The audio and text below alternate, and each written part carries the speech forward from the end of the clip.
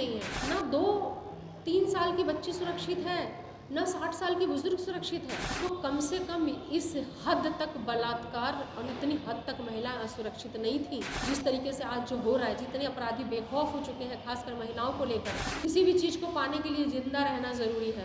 आज बिहार की स्थिति ये है कि महिलाएं की जिंदगी कितनी बची है वो महिला नहीं बचा पाएगी। आरजेडी महिला विंग की प्रदेश अध्यक्ष रितु जायसवाल ने आज प्रेस कॉन्फ्रेंस करके बड़ा ऐलान किया है। उन्होंने ऐलान किया कि 8 मार्च यानी शनिवार को अंतर्राष्ट्रीय महिला दिवस पर महिला राजद माई बहन महासम्मेलन करेंगे। ये महासम्मेलन नहीं बल्कि आंदोलन होगा। बापू सभागार महिलाओं से भर जाएगा। मुख्य अतिथि तेजस्वी यादव होंगे और विशिष्ट अतिथि बिहार की पहली महिला मुख्यमंत्री राबड़ी देवी होंगी। साथ ही मीसा भारती भी मौजूद रहेंगी। इसके अलावा पार्टी के पूर्व और वर्तमान एमपी, एमएलए और एमएलसी सबको आमंत्रित किया गया है। महिला राजद की तमाम कार्यकर्ता पूरे बिहार से आई हुई सब मौजूद रहेंगी। साथ ही इसका ऐलान तो किया ही रितु जायसवाल ने। इसके अलावा उन्होंने बिहार में महिलाओं पर हो रहे अत्याचार पर भी बोला और नीतीश सरकार पर जमकर निशाना साधा। तो सुनिए रितु जायसवाल को क्या कुछ कह रही हैं। साथियों को धन्यवाद देना चाहती हूँ कि इतने शॉर्ट नोटिस में भी, इतने कम समय में भी हमने आपको सूचना दी और आज आप यहाँ पे हैं। आप सबका बहुत बहुत धन्यवाद देना चाहती हूँ। और आज की जो आज हम लोग जो यहाँ पे बैठे हैं उसका मुख्य उद्देश्य ये है कि कल अंतर्राष्ट्रीय महिला दिवस के अवसर पे महिला राजद माई बहन महासम्मेलन, जिसको कि हम एक सम्मेलन नहीं कहेंगे, एक आंदोलन कहेंगे। क्योंकि आज तक मुझे नहीं लगता है कि बापू सभागार जैसा इतना बड़ा एरिया जो है वो सिर्फ महिलाओं से, चारों तरफ आपको महिलाएं ही दिखेंगी। और उसमें मुख्य अतिथि के तौर पे हमारे माननीय नेता प्रतिपक्ष तेजस्वी प्रसाद यादव जी उपस्थित रहेंगे।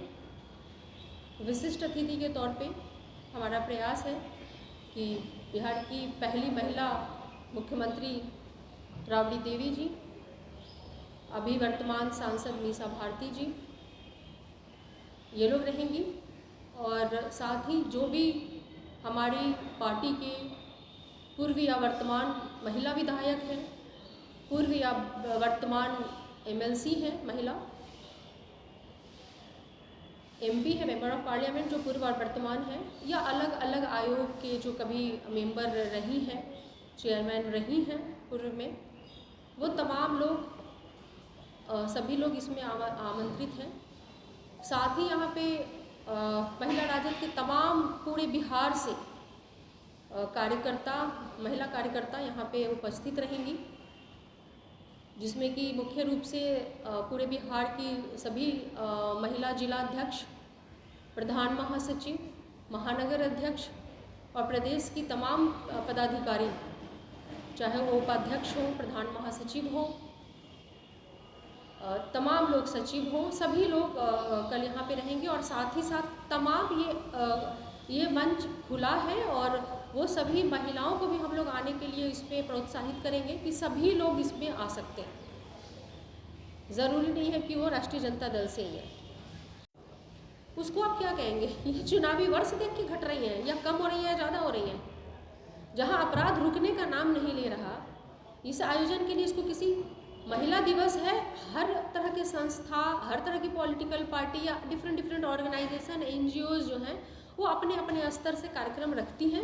और जहाँ पर वो महिलाओं को सशक्त करने की बात करें, जागरूक करने की बात करें, अधिकारों के प्रति जागरूक करने की बात करें, वो सभी दल, पार्टी हो या कोई भी ऑर्गेनाइजेशन हो, डिफरेंट ऑर्गेनाइजेशन, एनजीओज, सब लोग अपने अपने स्तर पे सभा और कार्यक्रम का आयोजन करते हैं।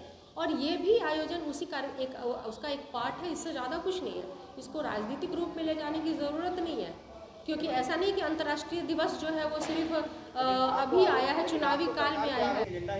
नहीं, ये अगर महिला सुरक्षित नहीं है, अगर उनके साथ रेप हो रहा है, तो ये सिर्फ मैं बोल रही हूँ, क्या मीडिया चुप है? आप नहीं बोल रहे हो यहाँ पे घटना घटी, वहाँ पे घटना घटी, वहाँ नहीं हुई, वहाँ नहीं हुई। अरे आप हो तो कम से कम मुद्दे जो हैं वो जिंदा है, नहीं तो जिस्म तो महिला का मुर्दा बन के कब्र में जा ही रहा है। मैं तो आप लोग को धन्यवाद देती हूँ कि आप लोग कोई राजनीतिक वर्ष या ये वो नहीं देख रहे हो। आप चीज़ों को धरातल पे रख रहे हो, आप दिखा रहे हो आप भी, और हम भी आपकी ही खबरें और आपकी ही माध्यम से जो हम तक खबर आती है कि यहाँ ये घटना घट गई, यहाँ रेप हुआ, यहाँ ये चीज़ हुआ, या ऐसा है। अभी बिहार की जो स्थिति बनी हुई है महिला अपराध को लेकर के, बाकी सब चीज़ें भी हैं, इनकी बात की चर्चा हम महिला महासम्मेलन में बहुत सूक्ष्म रूप से करेंगे, चाहे वो भ्रष्टाचार हो या बाकी जगहों में अपराध हो या लूट खसोट हो, करप्शन हो, ये सारी चीज़ों पे बात। लेकिन सबसे ज़्यादा जो चिंता का विषय बना हुआ है वो ये है कि महिलाएं सुरक्षित बिल्कुल नहीं हैं।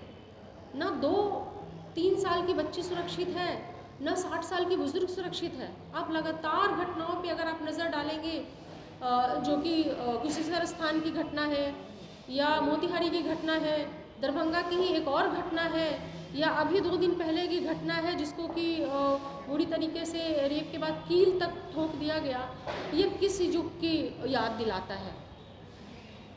बार बार मुख्यमंत्री जी कहते हैं कि 2005 के पहले क्या था, तो कम से कम इस हद तक बलात्कार और इतनी हद तक महिलाएं असुरक्षित नहीं थी जिस तरीके से आज जो हो रहा है। जितने अपराधी बेखौफ हो चुके हैं, खासकर महिलाओं को लेकर, महिलाएं जीवित बच जाएं, उनकी इज्जत रह जाए, बच जाए, सुरक्षा अस्मिता सुरक्षित रह जाए, तभी तो वो कोई सम्मान या सम्मेलन या राजनीतिक पार्टिसिपेशन या किसी भागीदारी की वो बात कर पाएंगी या रख पाएंगी।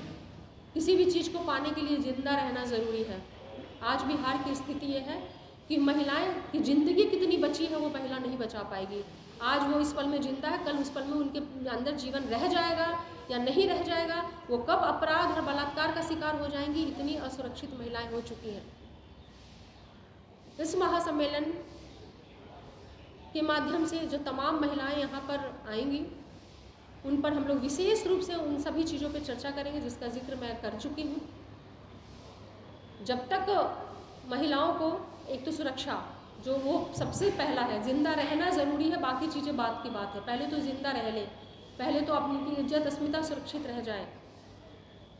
उसके बाद आती है कि देश आज़ाद तो हुआ, लेकिन कहीं ना कहीं से महिलाओं को बिहार में आर्थिक आज़ादी नहीं मिली। आज भी महिलाएं अपने रोज़मर्रा के, अगर उनको अच्छी साड़ी भी पहनने की इच्छा हो या कुछ अच्छा खाने का इच्छा हो, तो वो अपने पति और अपने बेटों पे डिपेंडेंट है, निर्भर है। मुझे लगता है कि कुछ तो वो खुद से कर सकें। महिलाओं को आर्थिक आज़ादी मिलना बहुत ज़रूरी है, तभी हम मानेंगे कि देश सही मायने में आज़ाद हुआ है।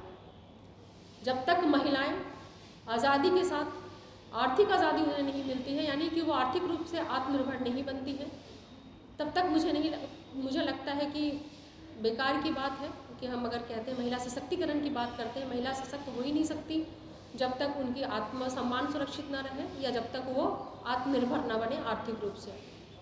तो ये तमाम सारी उसके साथ ही जो सबसे महत्वपूर्ण चीज़ और है, वो पूरे बिहार की वैसी बेटियां जो अलग अलग क्षेत्रों में अपना नाम रोशन किया है, बिहार का नाम रोशन किया है, चाहे वो खेल जगत से हो या अन्य जगत से हो, वैसी महिलाओं को भी और बच्चियों को, महिलाएं नहीं, महिलाएं भी और बच्चियां भी, जो कि स्पोर्ट्स में या अन्य क्षेत्रों में अपना नाम रोशन किया है, संगीत में अपना नाम रोशन किया है, बिहार को एक गर्व दिया है, उनको भी कल हमारे मुख्य अतिथि तेजस्वी प्रसाद यादव जी सम्मानित करने का काम करेंगे।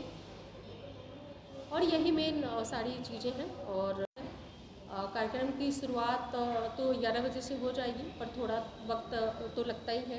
और मेरे ख्याल से जो नेता का टाइम है आने का वो 12:30 तक के आसपास का है, और बाकी फिर महिलाएं आएंगी।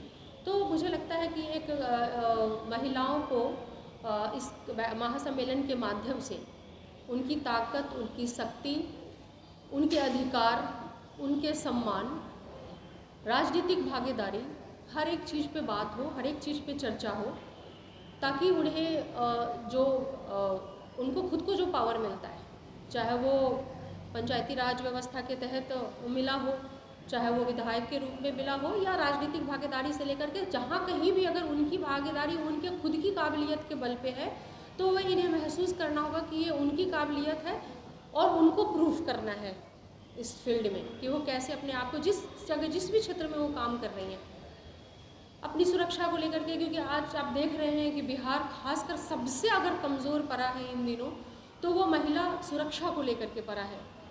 बलात्कार की घटनाएं तो बिल्कुल मतलब इतनी आम हो चुकी हैं कि एक दहशत बड़ा ये शब्द हो गया है, क्योंकि हर जगह पे कब। सुन लिया आपने आरजेडी महिला विंग की प्रदेश अध्यक्ष रितु जायसवाल को। आप रितु जायसवाल को जानते हैं, शिवहर से लोकसभा का चुनाव ये लड़ी थी आरजेडी के टिकट पर। आनंद मोहन, बाहुबली आनंद मोहन की पत्नी लवली आनंद के खिलाफ रितु जायसवाल ने ताल ठोकी थी।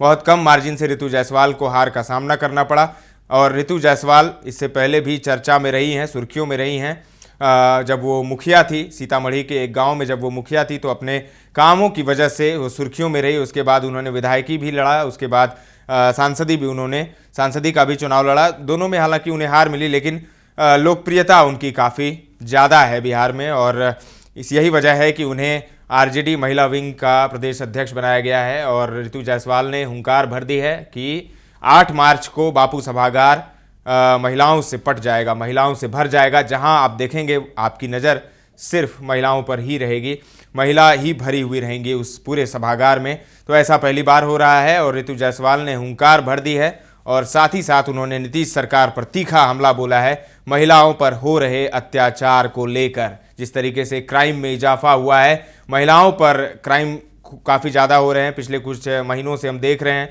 इस पर रितु जायसवाल ने सीधा सीधा निशाना साधा है नीतीश कुमार पर। तो अब देखना होगा शनिवार 8 मार्च को बापू सभागार में जो माई बहन महासम्मेलन आरजेडी कर रही है वो कितना सफल होता है। फिलहाल के लिए इतना ही। पटना से आलोक की ये रिपोर्ट है। बने रहें दर्श न्यूज के साथ।